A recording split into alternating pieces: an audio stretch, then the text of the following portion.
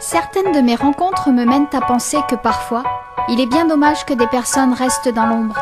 C'est pour cela que je vous propose « Il mérite d'être connu », une chronique radiophonique proposée par la Nana Lambda, qui vous emmène aujourd'hui à la rencontre de...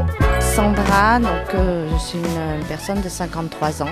Bonjour Sandra, merci d'avoir accepté cette interview. Tu as été, pendant ton accouchement, victime d'une hémorragie et tu es passée à côté de la mort. Tu as en fait vécu l'expérience de mort imminente. C'est aujourd'hui de ça que j'aimerais que tu nous parles. Est-ce que tu peux nous raconter comment ça s'est passé et qu'est-ce qui s'est passé exactement ? Alors effectivement, cette expérience, elle a eu lieu il y a 20 ans pour la naissance de ma deuxième fille. Donc problème suite à l'accouchement, hémorragie ne pouvant être stoppée. Le corps médical faisait ce qu'il pouvait, réagissait comme professionnellement comme il devait le faire. Et moi, petit à petit, en fait, sur les écrans, on voyait la tension baisser, etc. Donc j'ai des souvenirs de chiffres qui défilaient à la baisse. Et je me suis sentie pas bien physiquement, à un moment donné. Vraiment un malaise, quoi. Un malaise, nausée, enfin bon. Et j'ai tourné mon regard, en fait, vers ma fille qui était encore dans la salle d'accouchement qu'ils avaient mis dans une couveuse. Et j'ai pas vu un nouveau-né. J'ai vu moi, j'utilise ce terme-là, je sais pas s'il est approprié. Comme un chérubin, alors après, garçon, fille, je sais pas. Qui me regardait, qui avait la tête levée, qui était en fait sur le ventre et qui me regardait, et qui m'a fait comme un sourire. Moi, je le traduis comme ça. À partir de ce moment-là, cette image a disparu et je suis partie dans un trou noir à une vitesse phénoménale. Comme si on était... comme quand on est gamin, qu'on joue et qu'éventuellement on se laisse glisser dans un tuyau, un gros tuyau de PVC, enfin... Et d'un seul coup, cette vitesse que j'ai ressentie physiquement, pas agréable. Et d'un seul coup, ça a été une explosion de lumière, sans rien voir, complètement éblouissante, blanche. Et la deuxième étape, je dis la deuxième étape parce que je ne sais pas comment faire le lien entre les deux, c'est que je me suis vue, retrouvée, sentie, en hauteur dans la pièce, dans un angle de la pièce. Toute petite en fait, très petite. Et en dessous de moi se déroulaient les gestes que les professionnels de santé devaient faire, moi, sur la table. C'était et de l'agitation en termes de mouvement, mais pour moi il n'y avait aucun son, il n'y avait aucun bruit. C'était comme doux et cotonneux en même temps. Alors que je me rendais compte qu'en bas c'était... de l'agitation et de l'affolement. Ça, c'est ce que j'en ai vu et j'ai de la peine avec le temps, mais ça doit être 48 ou 72 heures plus tard que je me suis réveillée dans le lit de l'hôpital. Voilà. Cette expérience, tu l'as gardée pour toi ou est-ce que tu en as parlé au corps médical et est-ce que tu sais ce qui s'est passé pour toi, ce qu'ils t'ont fait à ce moment-là ? Alors le corps médical, ce qu'ils m'ont fait, ils ont fait des gestes médicaux de survie, quoi, puisque il y a eu énormément de transfusions, de poches de sang, etc. Et puis ils ont fait les gestes médicaux voulus, ça veut dire une ablation de l'utérus, etc. Ça a été le seul moyen de stopper l'hémorragie. Donc ça, c'est l'aspect médical. Est-ce que tu as parlé de ce que tu avais vécu à ce moment-là ? Non. Je me suis tue pendant 15 ans. Pourquoi tu en as jamais parlé ? C'était il y a 20 ans. Plein de choses évoluent sur les découvertes, sur l'avancement de la science, sur le travail des scientifiques, des chercheurs, sur plein de choses. Donc à l'époque, on n'en parlait pas. Comme on l'évoque aujourd'hui, l'EMI, on trouve des tas de sujets, on trouve des tas de personnes tout à fait crédibles qui évoquent cette expérience-là. Moi, je l'ai tue parce que... Est-ce que moi, j'y croyais ? Déjà. Il a fallu certainement que je fasse mon propre chemin pour arriver à assimiler ce que j'ai ressenti, ce que j'ai vu. Donc, tu n'avais pas conscience, en fait, que c'était presque un passage de l'autre côté. À ce moment-là, tu n'en avais pas conscience de ça. Tu avais déjà entendu ce genre de phénomène ? Il y a 20 ans, je ne crois pas que je m'étais attardée sur le sujet. Vraiment. C'est moi, en assimilant les choses, etc., qui a commencé à à chercher des explications, à regarder les premiers éléments, c'est les recherches sur des choses scientifiques, hein, pas partir dans des délires. Voilà, donc j'ai essayé de chercher des choses, peut-être pour me rassurer, hein, tout bêtement, me rassurer.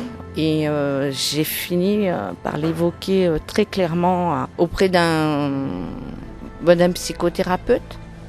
Elle m'a traduit ça comme des choses tout à fait réelles, palpables, et des vraies études étaient en place auprès des personnes qui avaient vécu ce genre de choses. Voilà. Elle m'a appris d'autres choses que je ne savais pas, vraies ou pas, donc je ne tiens pas à l'évoquer ici.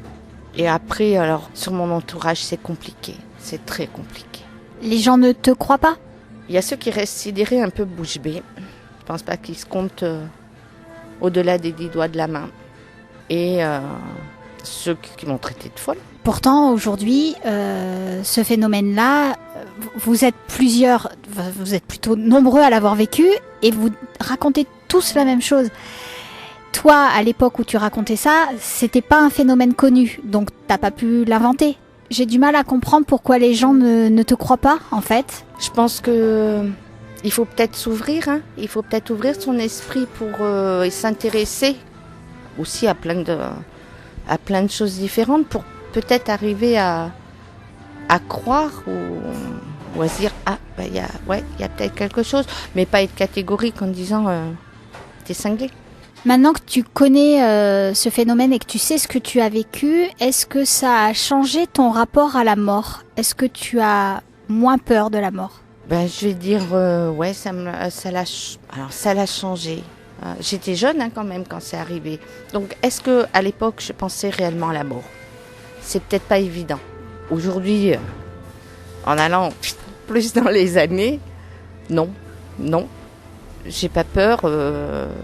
Ça arrivera quand ça arrivera. J'ai pas d'appréhension particulière pour le après. À la suite de cette expérience et après en avoir parlé une première fois, est-ce que tu as essayé de te rapprocher de personnes qui avaient vécu la même chose que toi ? Eh bien non. Et c'est vrai, j'ai pas toutes les clés encore, j'ai pas toutes les réponses. J'essaie de me tenir en retrait de pas mal de choses par rapport ou les gens qui ont vécu, ou ce genre, enfin les personnes, ouais, mais enfin voilà, tout ce qui peut graviter autour de ce qui peut être l'interprétation de la mort, ou tout ce qui peut être le ressenti, tout ce qui peut être les énergies, tout ce qui peut, je m'en tiens en retrait. Et il y a un film qui est sorti ou qui va bientôt sortir sur ce sujet, est-ce que tu vas aller le voir ? C'est Et si la mort n'existait pas ? Alors en mémoire, j'avais Thanatos ou quelque chose comme ça. Ah non, alors j'ai commencé juste à avoir quelques informations dessus. Oui, il y a des choses comme ça, oui, je pense que j'irai. Qu'est-ce que tu penses que ça va t'apporter ? Je vois que le sujet est très sensible, tu es très à fleur de peau, là je le sens. Tu penses que tu vas pouvoir aller le voir ? Oui. À fleur de peau, c'est pas l'expérience proprement dit qui la génère. C'est ce qu'on devient. En tout cas, ce que moi, je suis devenue depuis. Et qu'est-ce que tu es devenue alors ? Qu'est-ce qui a changé dans ta vie ? Beaucoup plus réceptive à tout, j'absorbe tout en fait.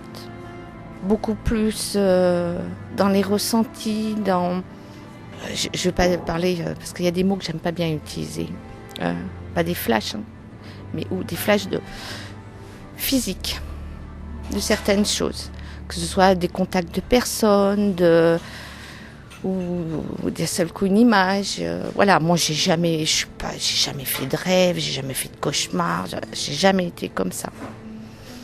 Et je sens que j'absorbe des choses et c'est pour ça que je mets aussi une barrière peut-être avec d'autres personnes qui ont vécu certaines choses, sur les interprétations que certains peuvent faire sur, tant pis, je vais le dire, sur être médium, être voyant, voilà, tout ça, j'essaie de mettre une barrière. C'est un effort pour moi, donc je vais dire, oui, je le dis, je tente de rester, on ne peut plus basique, terre à terre, rationnel, voilà. Alors qu'après avoir vécu ce genre de choses, c'est difficile de l'être finalement. Je crois. En tout cas, j'ai l'impression que ça t'a vraiment profondément transformé, même si on se connaissait pas avant.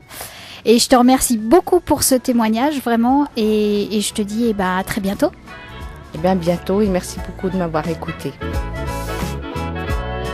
En attendant de vous retrouver sur les ondes de Radio Coquelicot pour la chronique « Il mérite d'être connu », rejoignez-moi sur Facebook et Instagram, et bien sûr sur mon blog lananalambda.fr.